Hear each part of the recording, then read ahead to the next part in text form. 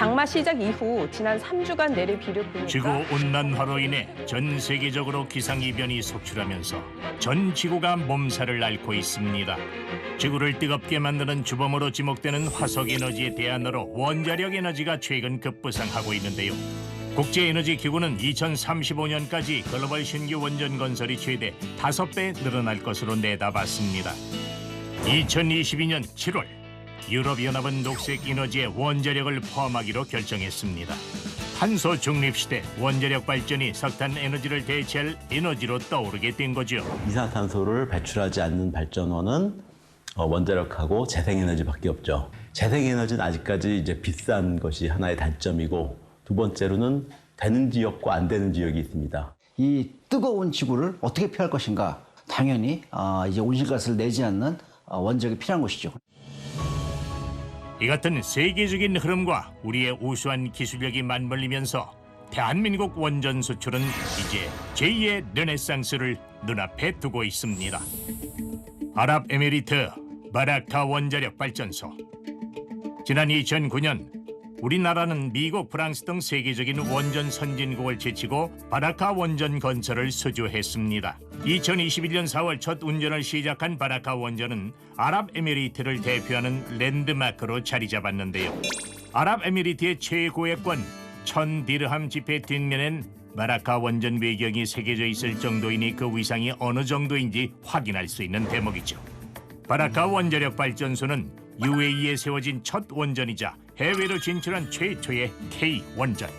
1, 2, 3호기는 이미 전력을 생산 중이고 4호기도 곧 가동될 예정입니다. 4기까지 모두 운행하게 되면 아랍에미리트 전력의 25%를 이곳 바라카에서 생산하게 되죠.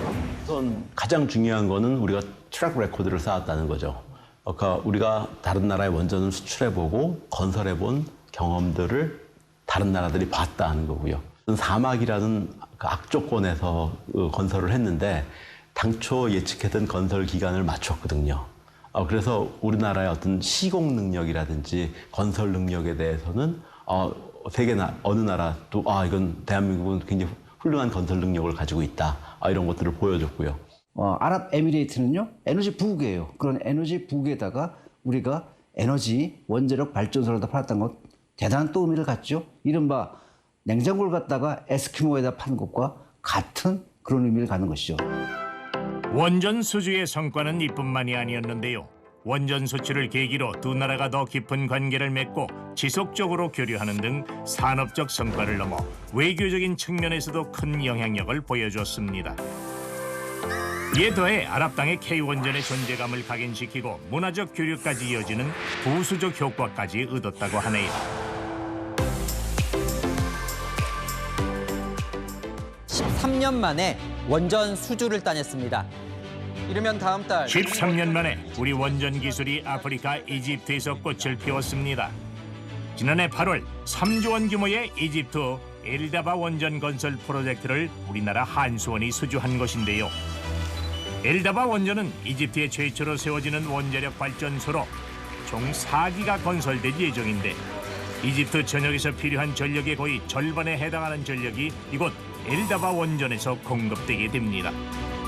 불한포기 자라기 힘들 것 같은 척박한 사막 위에 지어지고 있는 엘다바 원전은 우리 원자력이 세계로 뻗어나갈 수 있는 교두보 역할을 했다는 데 큰 의미가 있습니다. 엘다바도 이제 이집트니까 사막입니다. 근데 사막에서 건설하는 것들에 대한 두려움이 많아요. 우리가 이제 그 사막에서는 항상 모래먼지나 모래바람들이 불기 때문에 기계를 깨끗한 상태로 설치를 해야 되는데 그럴 수가 없어요. 그러다 보니까 그 아주 큰 천막을 짓고 그 안에서 건설을 했다고 합니다. 우리가 사막에서의 시공 능력에 대한 국제적 검증, 그다음에 신뢰를 쌓은 것, 이것이 굉장히 어떤 중요한 일이었다고 생각하고요. 엘다바 원전 수주를 발판 삼아 K원전은 이미 전 세계 여러 국가로 진출하고 있습니다. 최근 러시아산 에너지에 주로 의존해왔던 동유럽 국가들이 원전 시장의 블루오션으로 떠오르고 있는데요. 우리나라는 노후화된 기존 원전을 현대화하는 사업과 새로운 원전을 건설하는 사업을 추진 중인 루마니아의 체르나보다 원전 사업에 참여하기 위해 노력을 기울여 왔습니다. 그리고 지난 6월 서울에서 황주 한수원 사장과 루마니아 원자력공사 사장이 만나 체르나브다 원전의 3중 수소 제거 설비, 이른바 TRF 건설 계약을 체결한 것인데요. 이번 계약은 윤석열 정부가 세운 2030년까지 10기의 원전을 수출하겠다는 목표를 수행하는 데 있어 강력한 모멘텀이 될 것으로 보입니다. 체르나브다 원전은 우리나라의 월성 원전과 같은 중수로 모델입니다. 이런 중수로 원전에서는 가동되면서 방사성 물질인 삼중수소가 대기로 방출되게 되는데, 이 방출량을 최소화하도록 하는 설비가 바로 TRF, 즉 삼중수소 제거 설비입니다. 이번 수주는 지난 몇 년간 일감 부족으로 어려움을 겪었던 국내 원전 생태계가 활성화되는 계기가 될 것으로 기대를 모으고 있습니다. 이번 삼중수소 제거 설비 건설 사업은 고부가가치 기자재 수출로 국내 기자재 공급사들에게 새로운 활로를 열어주고 원전 생태계 활성화에도 크게 기여할 것입니다. 이번 수출 계약은 단일 설비로는 역대 최대 금액에 해당하는 규모랍니다. 루마니아 삼중수소 제거 설비 건설 사업은 약 1억 9,500만 유로로 하나로 따지면 2,700억에서 2,800억 정도가 됩니다. 이는 중형차 약 7,000대, 최신형 핸드폰 약 16만 대 판매 효과가 있습니다. 그렇지만 이번 사업을 진행하면서 한수업 및 협력기업은 이제 유럽하고 루마니아 인증을 획득하게 될 것인데요. 이를 통해서 앞으로 루마니아 등 유럽 원전에 국내 기업이 참여할 수 있는 기반을 마련했다는 점에서 금액으로 산출할 수 없을 만큼 큰 기여를 했다고 봅니다.